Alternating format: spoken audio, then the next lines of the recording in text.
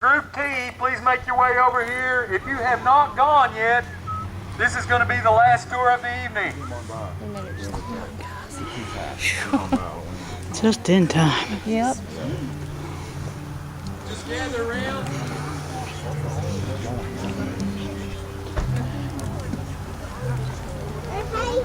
He's been talking on the fire. Okay, we got S&T here.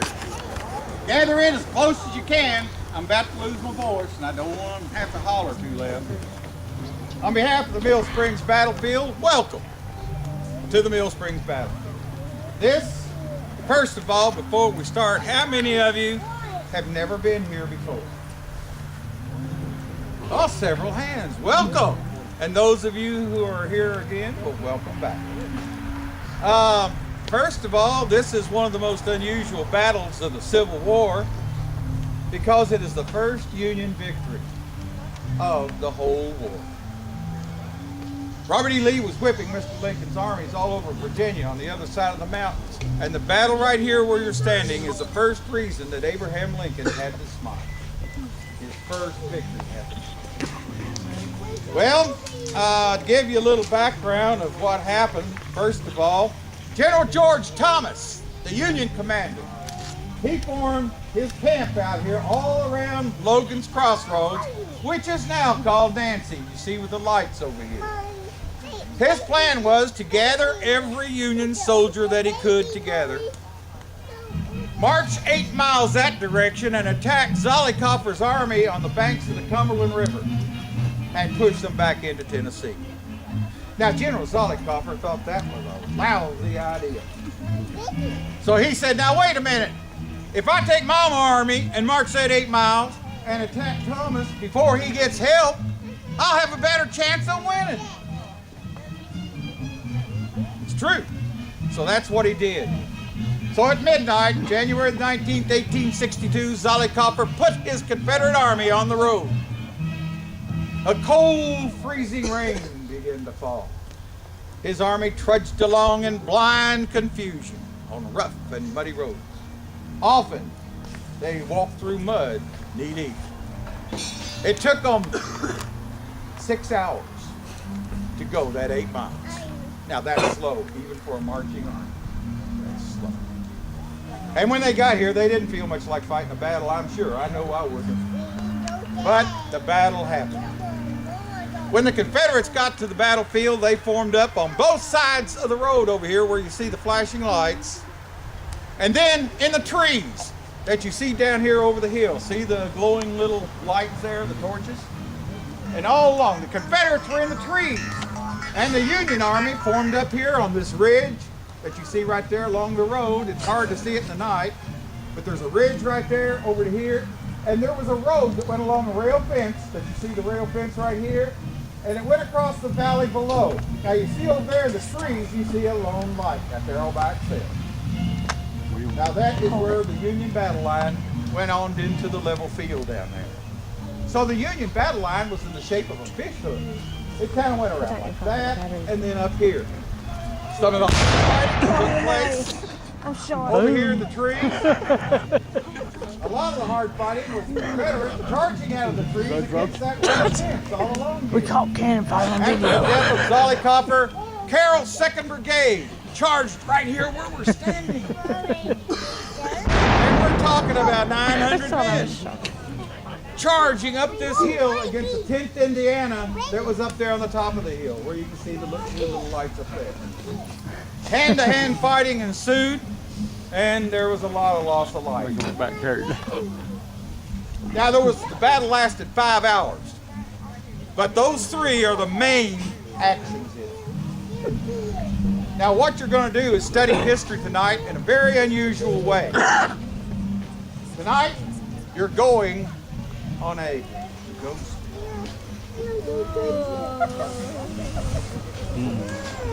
A very unusual way to study history.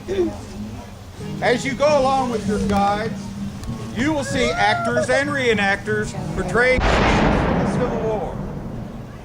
Some of them maybe happened on this battlefield. Enjoy those, learn from them, have a good time. But I must tell you, that the Millsprings Civil War Battlefield is one of the 3 top haunted sites in America. Paranormal investigators have been here, and I've been on 6 campouts where they would put their instruments and cameras out here, and I was a skeptic. I admit it, like a lot of you say in Elmore, you're lying to me. I was a skeptic, didn't believe in them. I don't believe in no ghosts. Who you gonna call?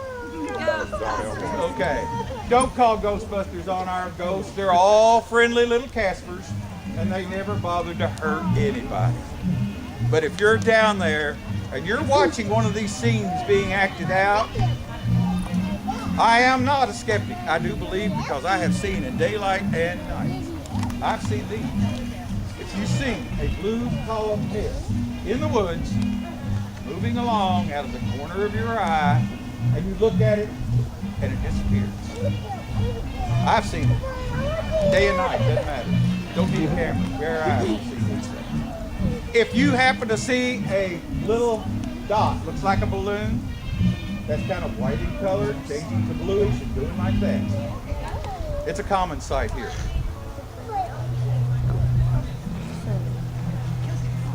If you are watching one of the scenes and you hear something off to the side and you stare at it, turn your head and there's nothing there, it's common for these fields to have hearing like that.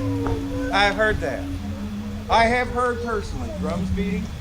I have heard teeth marching in leaves, and I have heard men scream. Other people report hearing other things when they're here. Now, if you happen to be down there, don't get scared of them. We have very friendly ghosts here because since we made the battlefield, we're playing honor today, and they know it. And they like to have fun. So if you see one of these things, don't get frightened or anything. You just consider yourself to be among the lucky that has visited the Millsprings Battlefield, and they have made the choice to make themselves visible to you. Guides, raise your land.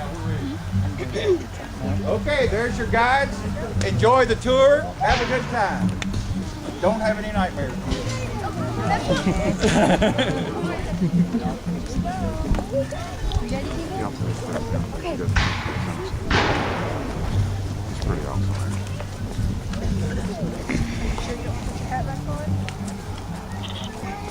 Allie, you okay, honey?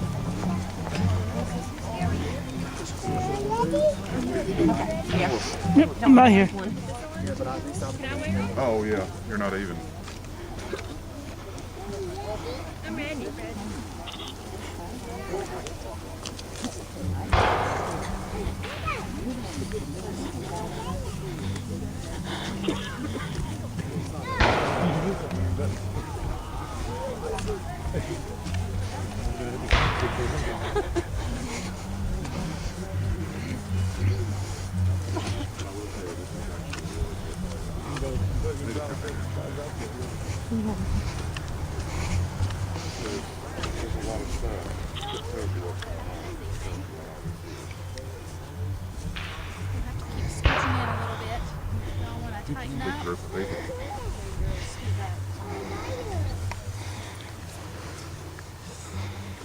I'm just going to say a little tidbit, guys, and then we'll get started. We will be, of course, going by some gunfire, some cannons going off. If there are little ones in the group, you may need to cover their ears. Also, whenever we go through the wooded area, there are roots, there are gravels, there are acorns. So just please watch your step. We'll be descending and ascending some pretty steep slopes. So we'll try to stay as tight as a group as possible, but I know this is a larger group, so we'll just try to be as close as possible. Also, when on the tour, we'll pass 2 bridges. We'll cross over 2 bridges. And they're just like railroad cross ties, so there's no railing or anything, and I'll try to shine my light over that. You all just be careful as to not fall off the edge, obviously, okay? And we'll go ahead and get started. Thank you all so much for coming out this evening.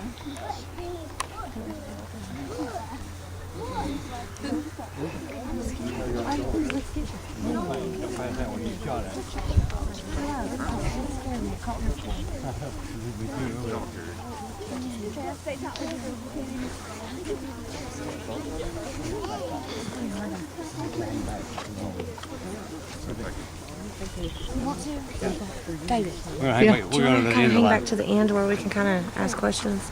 Yes, we can do It's that. hard to ask questions in a. Yeah, we can do that. Yeah, we'll follow at the end. Plus we got place We'll bring up the rear. Go ahead and make this way. Bring up the rear. Bring up the rear. Oh, equipment.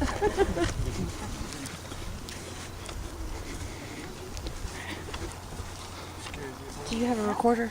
It's in my hand. Oh. Recording.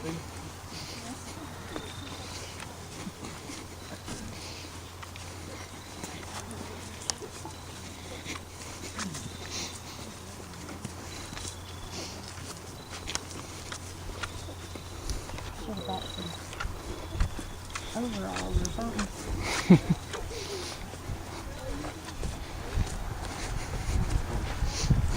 Gee, thanks for telling me after I done broke my ankle. I do think it.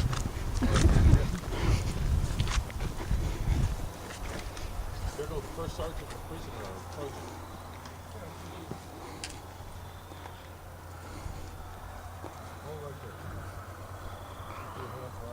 Just flash. I think it just. Right here, sir. We got this red colonel down there in the woods. He's wanting to surrender. He says he will not surrender to anyone less than a colonel. What is the right truth? Yes, sir. No. Colonel Oscar Carter, 20th Tennessee. General George Thomas. Military protocol permits me to surrender to you. Our regiment was in that ravine behind us and fought for several hours today. Taking a lot of casualties, several dead, several wounded, kind of scattered now. And me getting separated from the unit, I thought the best thing I could do for my men would be to approach you and surrender. All right, under the laws and customs of laying to work order, I can offer you a parole if you accept the following terms. That you not bear arms against the United States, not get good information to enemies, and not engage in any military duties whatsoever until properly exchanged. So properly exchanged, I will agree and come back.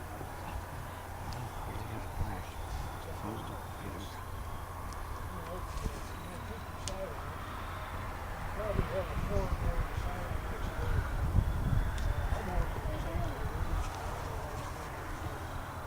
You understand that, and I'm going to abide by your terms and sign the agreement. If it's at all possible and you have manpower to spare, the wounded are suffering greatly, need a medical attention and warning. If you can assist them, it would be greatly appreciated by myself and those men. I don't think you're flashing. All right, I'll have my adjutant look into it. Yeah, I think I better not take any pictures. Even though it's killing me not to. It's what? Killing me not to take pictures. Oh, really? Yeah, I better not. You might say something. Oh, that dude was. Hmm? He was telling you not to. No, I'm just saying. Oh.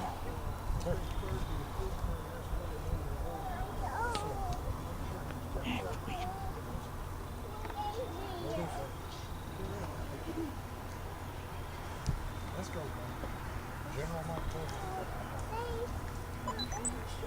Private Smith. Sir? You can find Yes, sir.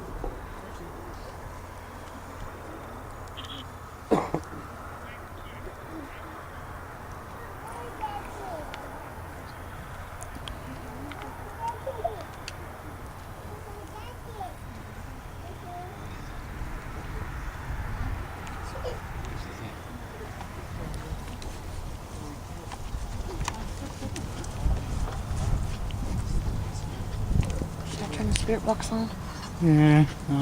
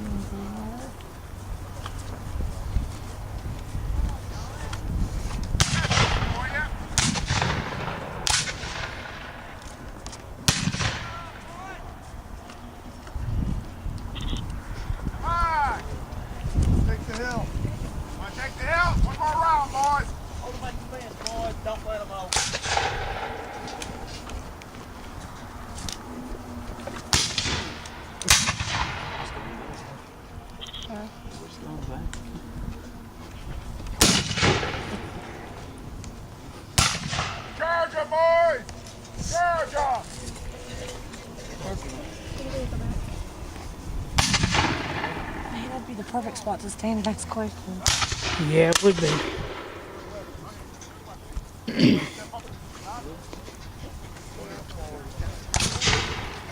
Maybe if we sweet talk them, they might let us stay. Huh? Maybe if we sweet talk them, they might let us stay. I know. It'd be nice. Oh, yeah. He's trying to, no, he's trying to drown a lot. Oh, thank you. Yeah. It's going downhill on this part where it's going sideways.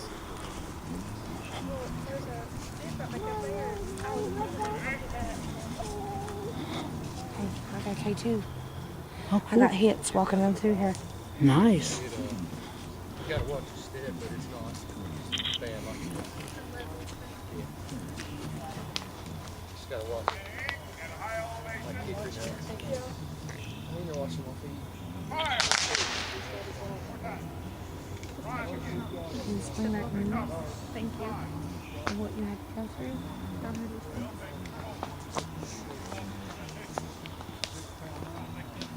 What do you think about this reenactment?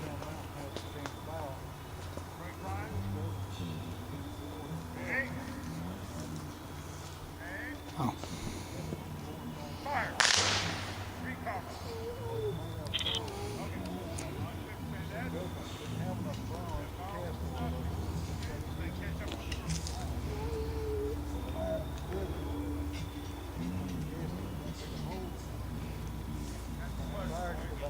What do you think about this cannon fire? Is it disturbing you?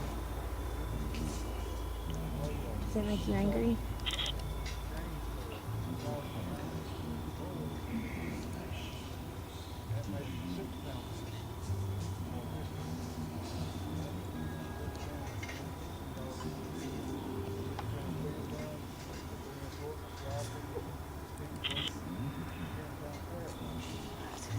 Get a screwdriver. Get a screwdriver to get the thing off. To get the battery and change it all over. I'll take them on the spirit walks because I don't think we should, since they're talking and stuff, run the spirit walks. I need to nail me to open the screwdriver.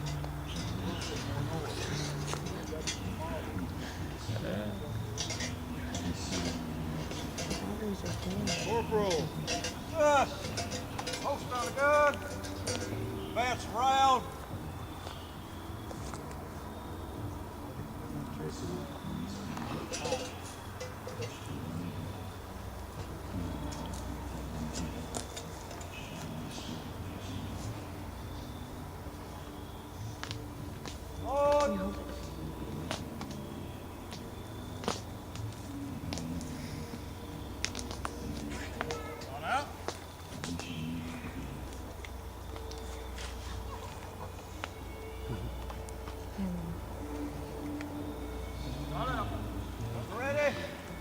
Figured out why I needed the 9-volt millimeter. I had one box with this and you didn't need it. Ooh. What do you do if you pee on yourself? Hope nobody smells it. Go to your feet.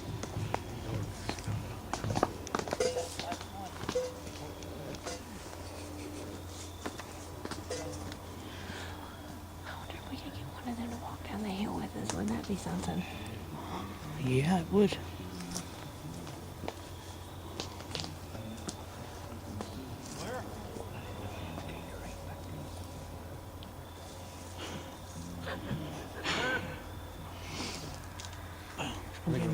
Okay, guys.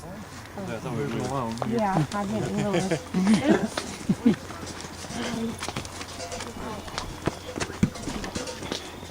Last group. Last group? Yep. Thank you.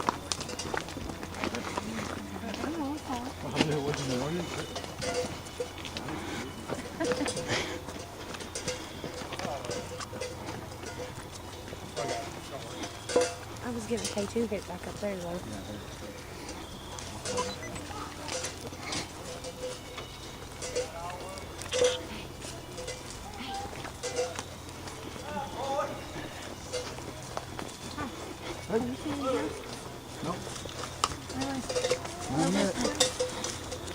I want to see some. I ain't never saw anything.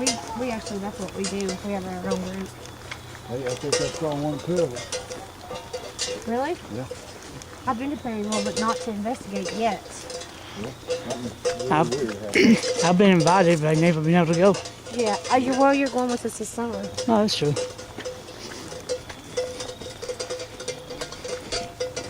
Was you just walk? Would you investigate? I was in my tent. It was like something laid on top of my tent over my chest. Oh wow. Wow. And my flaps opened up. Somebody was grabbing me in my pocket. Oh my I was God. so scared. I mean, it was wild. I told everybody and they think somebody just tried to spook me. I don't know. Yeah, but why would It somebody was try right to on the run your battlefield too. chest? Yeah.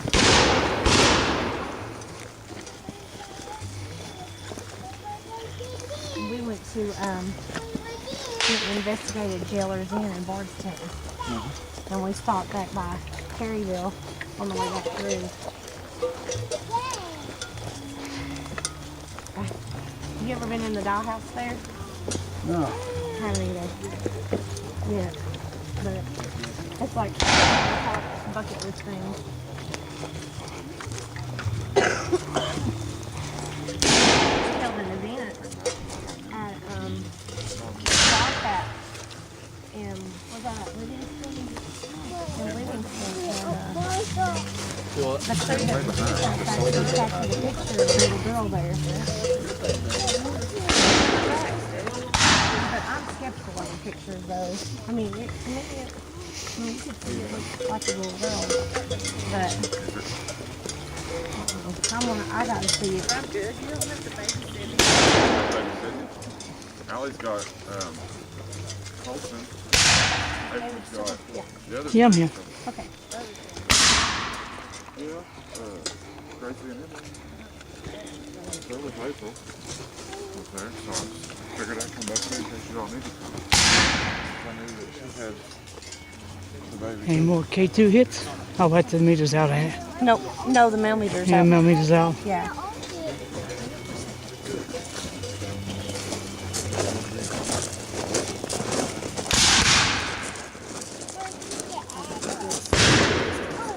Hey, here's the bridge.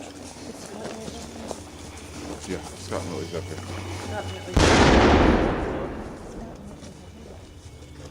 Yeah, they're in front of us. Up here. I stand on the edge.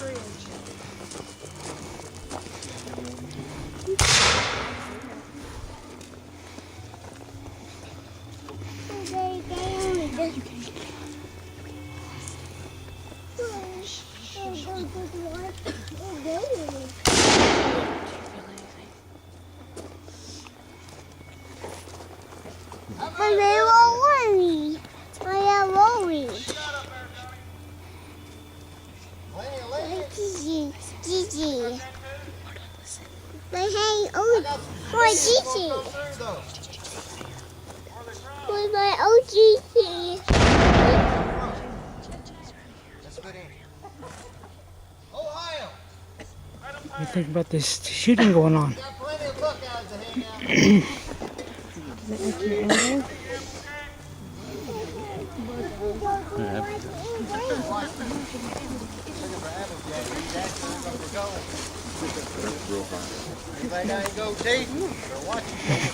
Yeah, they're real tricky. I cried. You ain't tobacco, he'd be stealing it too. I cried even more.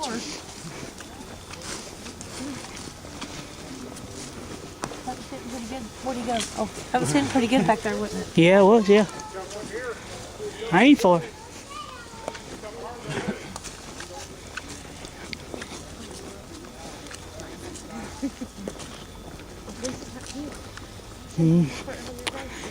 Lot of dust. Yeah. It'd be hard to kick out forms and stuff and stuff. Not really unless they have them form up there, You never know when my kids, some soldiers have been walking right through the dust. but yeah, that's what I was gonna say. That's probably right where it was. When the dust. I got a couple orbs. I know the orbs. There ain't no dust. Be careful, David. I saw it.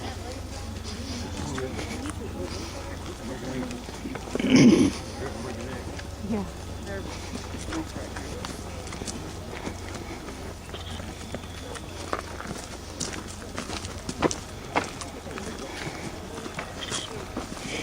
You know what, guys?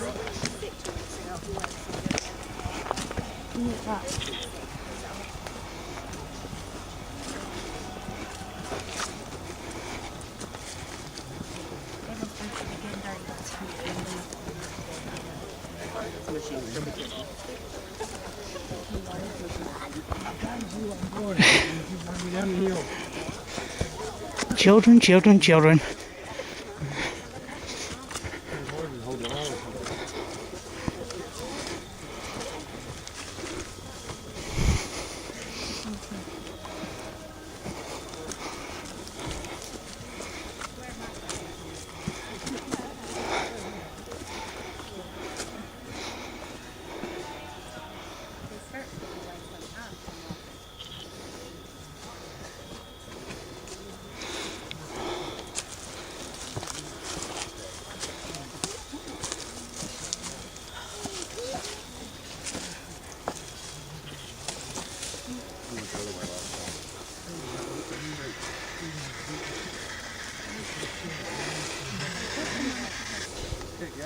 Oh, thanks. You going?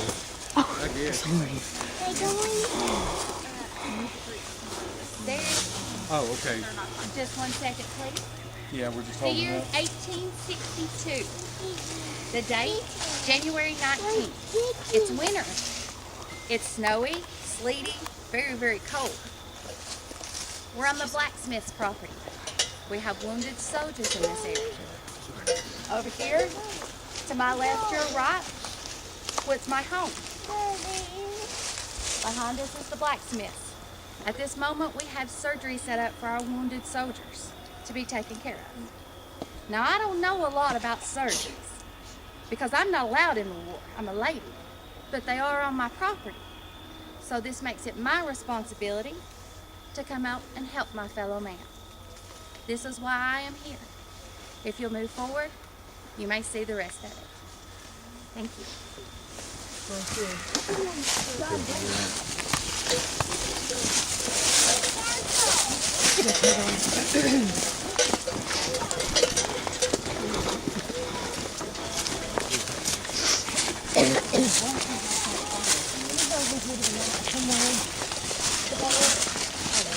Over yonder.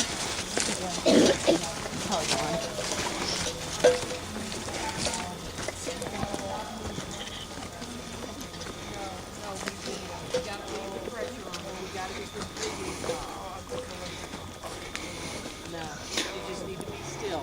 Be still. He'll be here. He'll be here. There's a lot of soldiers out here. You gotta be patient for him. All right, give me a light over here. Let me see what I got. Some shot in the arm. He's bleeding awful bad. He's bleeding awful bad. Give me some whiskey, quick. Give me some whiskey. Give me some whiskey. Quick. Give me some whiskey. Here, I need you to breathe deep. I don't want that. Breathe it, son. It'll make you go to sleep so I can work on you. That's waking up.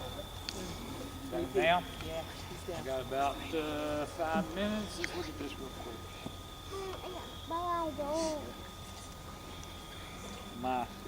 Right through the palm of his hand, it's all. See if I cut this off. Hold on to him, and might wake up. You'll be ready to put some more chloroform on, cut the wrist off.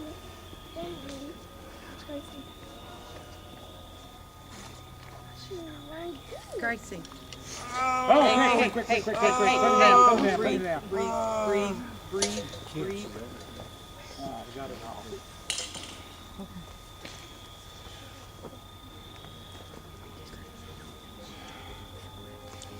Put pressure on the hold. Hold it tight. Need the other one. Well, sorry, son, but at least you're going to be alive, hopefully. All right, I'm going to go out of the first person. Come in closer so I can talk to you. Rise up. Is this the last group? Yes. Well, I'm sorry. Okay, now bye. Yeah. I'm portraying a surgeon in the 10th Indiana. 154 years ago, on January 19th, 1862, 3 months from now, the 154th anniversary of this battle. Surgeon in 10th Indiana was standing right where we are right now, doing what I'm doing to this boy. How did I know that? I got his diary. His diary said this battle that actually was set up in the camp of the 10th Indiana, working on the 10th Indiana boys. They had 10 of them killed and 30 wounded. So just as they were finishing up with their boys, each regiment of 1,000 men had 2 surgeons. As an officer came by and ordered him to come to the blacksmith shop to look at the Confederate wounded that were there in the blacksmith shop to see if he could do them any good, because the surgeons in the Confederate Army had left them. He says that he got to the blacksmith shop, he found 25 Confederate soldiers in various stages of death. They'd been laying there for 14 hours without anybody looking at them. Why were they in the blacksmith shop? It's raining, it's sleeting, it's snowing.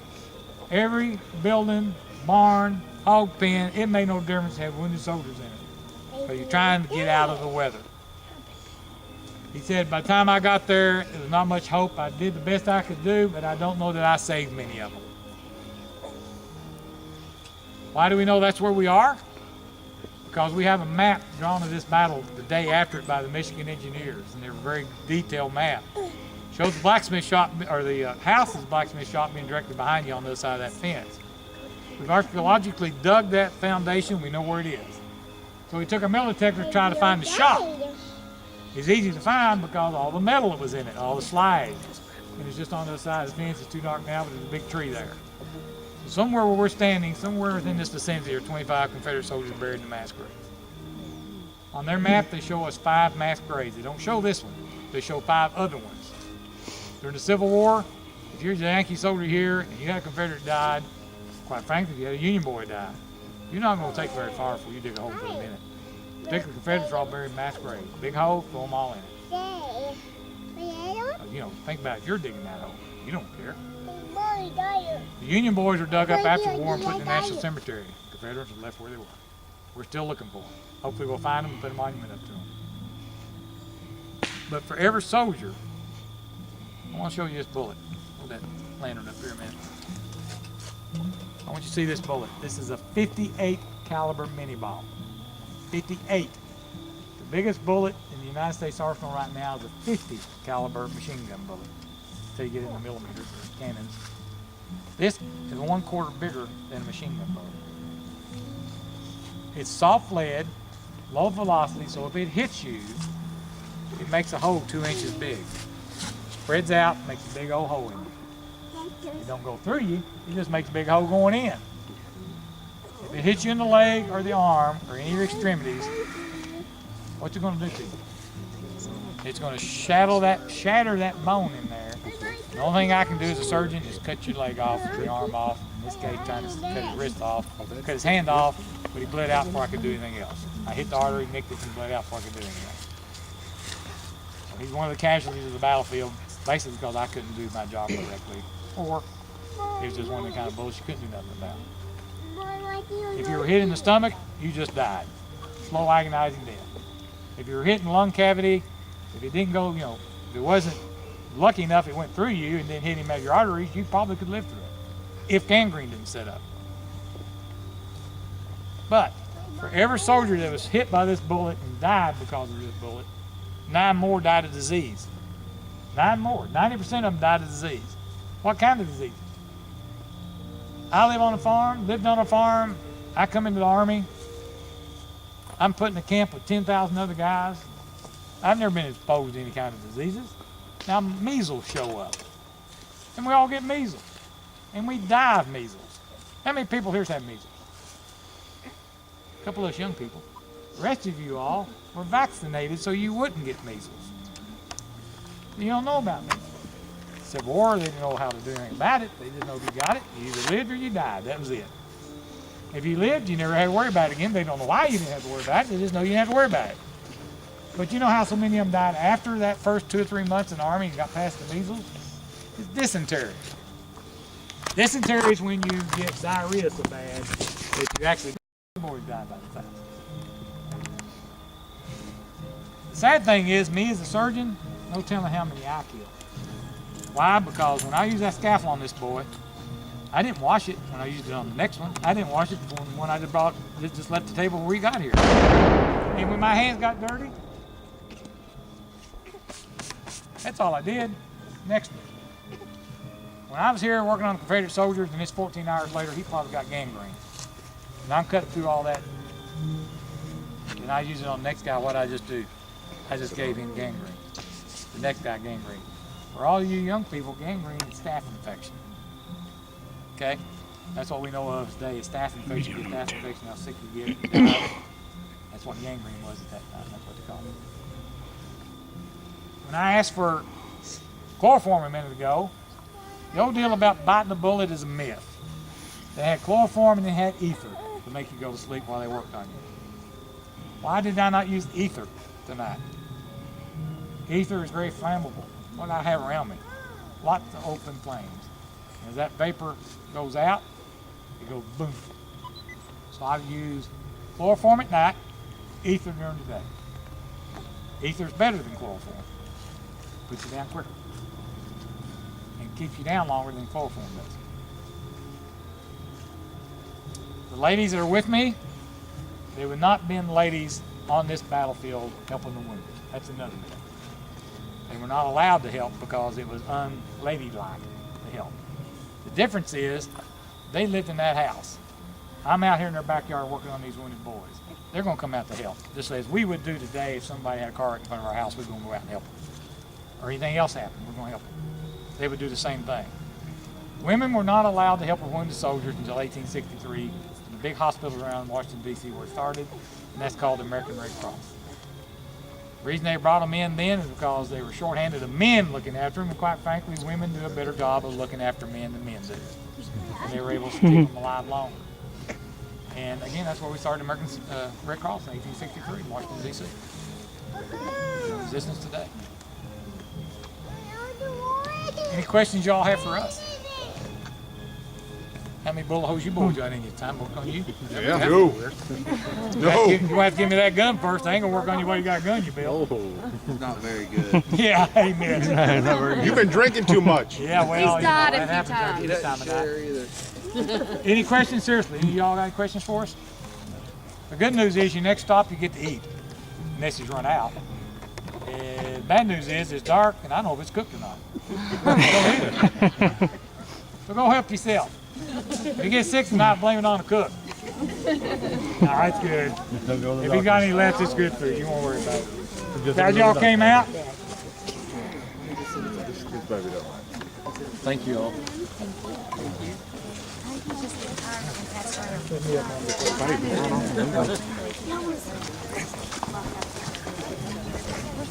I'm not here. I'm not here.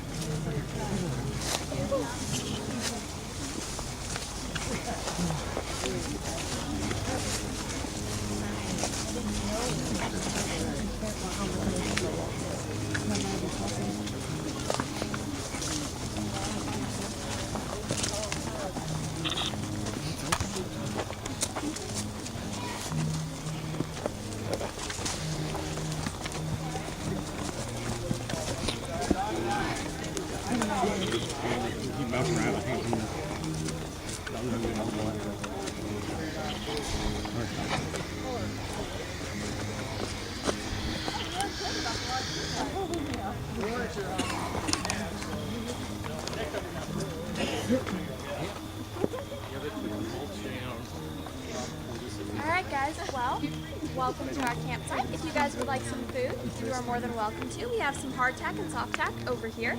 And if you guys would like some bean soup, we can put some in a mug for you. Go ahead. Don't be bashful. Come right on up and help yourself. That's exactly what they ate back in them days. It's not going to hurt you. Come. Should I go? Good job. Be the shyest group out here.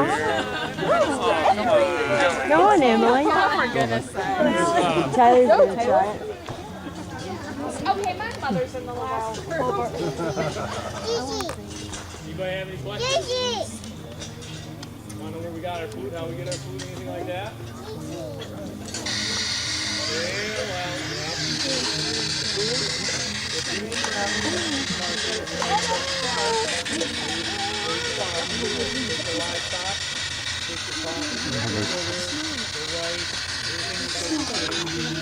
If we were out marching and we got wind that there was a federal supply wagon in the area, we'd ambush the wagons with soldiers and take all their food and be on our way. The Federals had food in cans. Basically, they had corn, tomatoes, sauerkraut, beans, and we would take that and mix it up and put it in a soup and cook it. Hardtack, they would take and soak it in bacon grease, or they'd soak it in their coffee and eat it. Hardtack is? It's pretty much just water and flour that they pressed together, got all the air out, and it would last them for months, even years. So.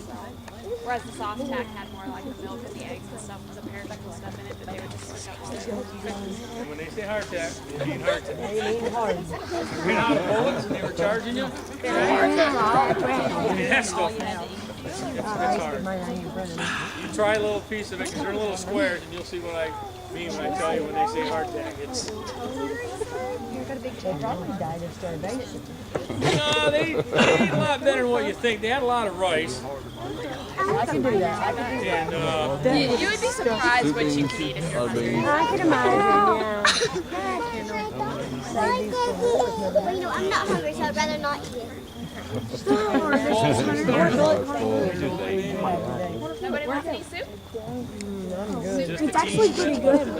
Hardtack is good. Hardtack. You guys want some soup? Nope. I'm about to fall over the stupid one.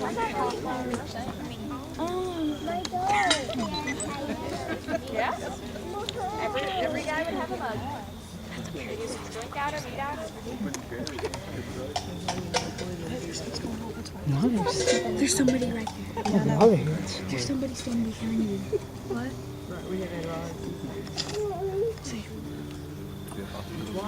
Is somebody standing there? Is somebody standing there? Some kind of energy it was picking up. What's going on?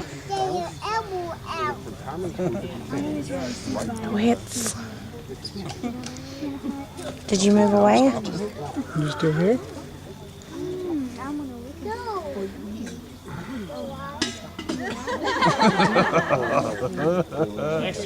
Can you make it go up to orange?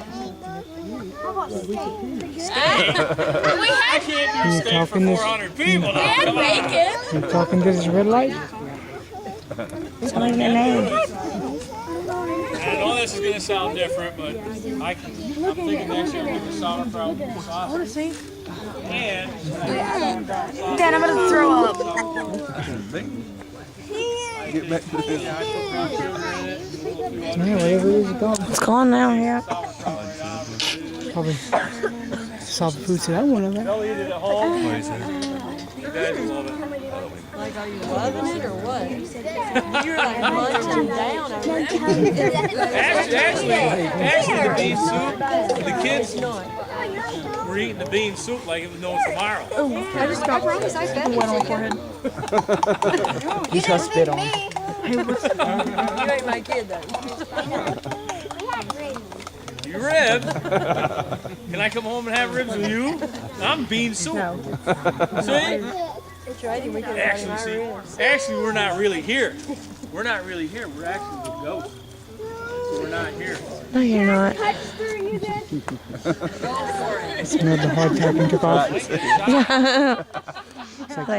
They've ate and left. Well, kill me a squirrel. That looks fun. I want to do that. I don't even know what it is. It's awesome. We love it. What is it? It's paranormal stuff. That's what it's called. Any other questions? Anybody like to ask anything? That is a voice recorder for ghosts, and then that shows energy. Which is the banger. Good job. I watch a lot. We have a mail meter too, but I forgot to change the battery, so it's dead. I watch a lot of stuff about that. We investigate every chance we get.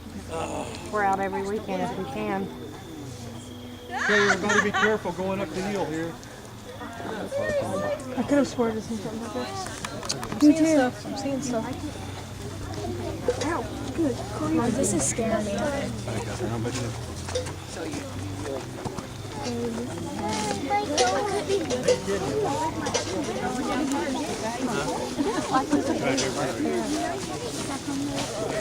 I'm in front of you. No energy behind you, David. Fine. Get in front of me. No, you don't. I was kidding. I said no energy behind you. Well, I just stated I could fix that. There's no energy behind me. They do hit. You're haunted. No, not everything's paranormal. Take a picture. Okay. Well, my camera was turned on. I might take a picture. Picture. Sorry. I told you I was taking a picture. I just like you talking. I didn't hear nothing. Oh, was it? Oh, he warned you. I didn't hear it. Taking a picture. Oh, that's better. Not enough beans. You go back to the store.